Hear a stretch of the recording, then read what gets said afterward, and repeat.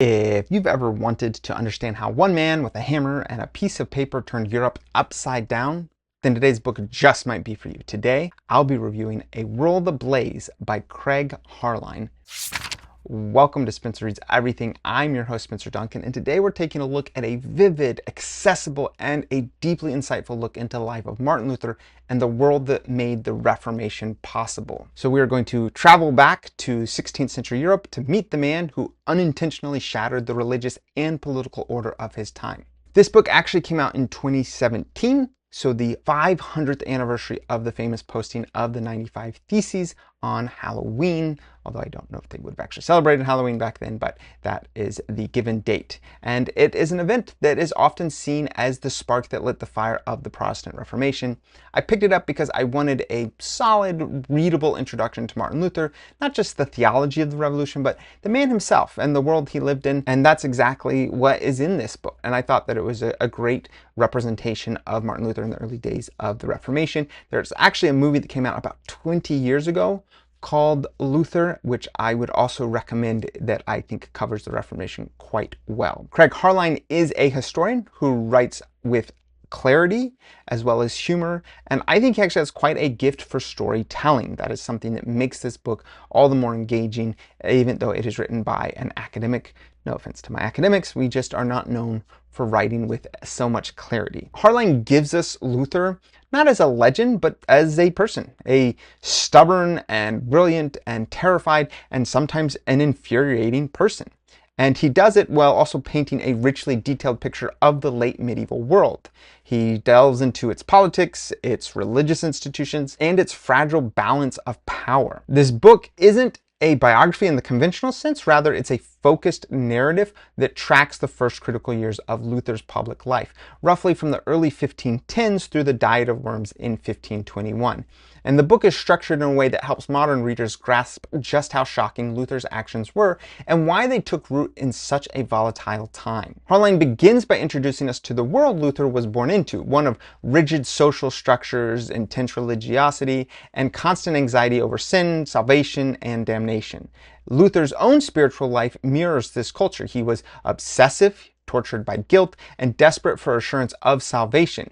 He became a monk, and it wasn't a casual decision. It was actually part of an intense struggle for inner peace in a world that didn't really offer what he needed. And it actually came at the moment after he had had quite the encounter with a thunderstorm. And this was a decision he made in lieu of being a lawyer, something that his father probably did not appreciate very much.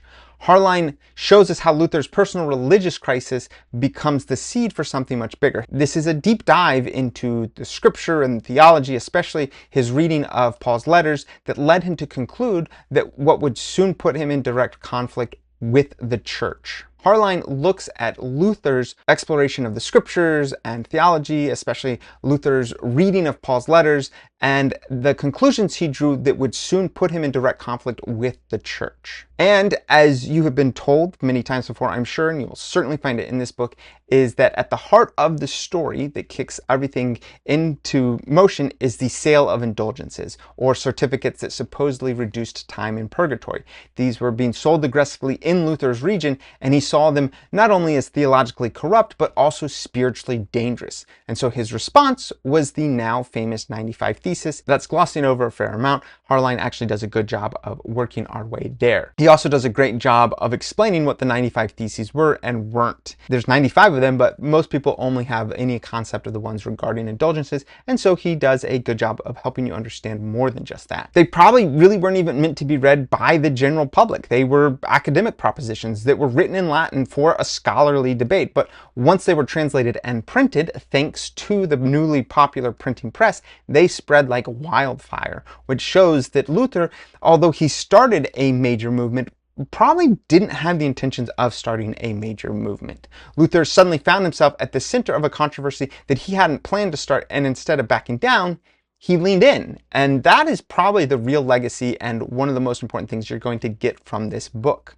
The following chapters in the book explore how Luther went from being a relatively unknown theology professor to one of the most wanted men in Europe. And Harline walks us through Luther's key debates and writings, as well as his growing insistence that salvation was by faith alone, and that the church had overstepped its authority, and that the Pope himself could actually err, which is an incredibly controversial thing to say at the time, although he actually said quite a few controversial things by the end. We also get a closer look at the political structures that made the Reformation possible. The Holy Roman Empire was a patchwork of princes, territories, and rival interests, and Luther found unexpected support from powerful regional leaders, especially Frederick the Wise, who saw protecting Luther as both a matter of conscience and political opportunity. I would actually say that Frederick the Wise is probably one of the most interesting additional characters in this book.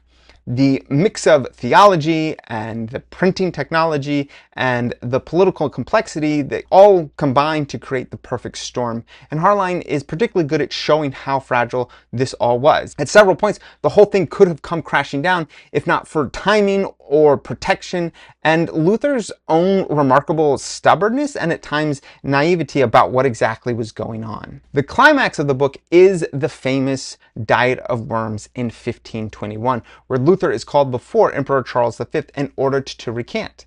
His refusal, "Here I stand, I can do no other," is one of the most famous moments in church history, and Harline presents it with both drama and nuance, because there are questions about whether he actually said it or what kind of impact it would have had. One thing that he points out that I thought was worth noting is that he had to say and then had to be translated, which means there was probably already an element of mitigation of the impact of what we now perceive as this incredibly profound statement that launched the Reformation. Rafferty argues that it really wasn't a heroic movie scene. It was tense, it was uncertain, and it was full of danger, and Luther wasn't entirely sure what he was even doing, but he did it anyway. And I will say that, again, that is probably the big surprise from this book that you will get out of it, is Luther is an incredibly intelligent person, but he also doesn't always seem to understand what exactly he is saying in terms of the political consequences. Instead, he has these very well thought out and very well reasoned positions that he's taking, but he does it while almost entirely ignoring, or it doesn't seem as though he thought out what the long-term consequences could be. It seems at every stage that things escalate, he not only doesn't back down, he doesn't seem to understand that he is escalating. At least that's one of the key things that Harline appears to be presenting, and maybe that is a little bit of his interpretation, but that is certainly something that I got out of this book. Speaking of which, I would say what really sets A World Ablaze apart is Harline's ability to balance the storytelling with the historical context. He explains some of the complex theology in pretty plain language, and he also makes room for some of the odder or the weirder things, at least by our standards, the human stuff, the politics and the personalities, the printing presses, all those things that contributed to what was happening that Martin Luther probably did not expect to have nearly the impact that they did. You see not just what Luther believed, but why it mattered and why the world was ready to erupt because of it. I'd say the author is also incredibly fair. He does not paint Luther as a flawless hero. He acknowledges his arrogance, his contradictions, and his later anti-Semitic writings, actually one of the last things that he covers. But he also shows why Luther resonated and why people followed him and why the church found him so threatening. But this book is not just about Luther, it is also about the cultural moment, the anxiety and the corruption and the power struggles and all of the hunger for reform. Luther was the spark, but the fire was already smoldering, hence the title of the book. So who is this book for? Well, if you're new to the Reformation and want a clear, engaging introduction, this is a fantastic place to start. It's also a great read for history buffs, or religious studies students, or anyone curious about how one man's spiritual crisis could reshape an entire continent. And it is worth noting that it is not just one man's spiritual crisis, but of course it is the context that matters, and that's what makes his crisis have the impact that it does. Who is this book not for? Well, if you're looking for an exhaustive theological treatise or a full cradle to grave biography of Luther, this isn't quite that. And if you already know the Reformation inside and out,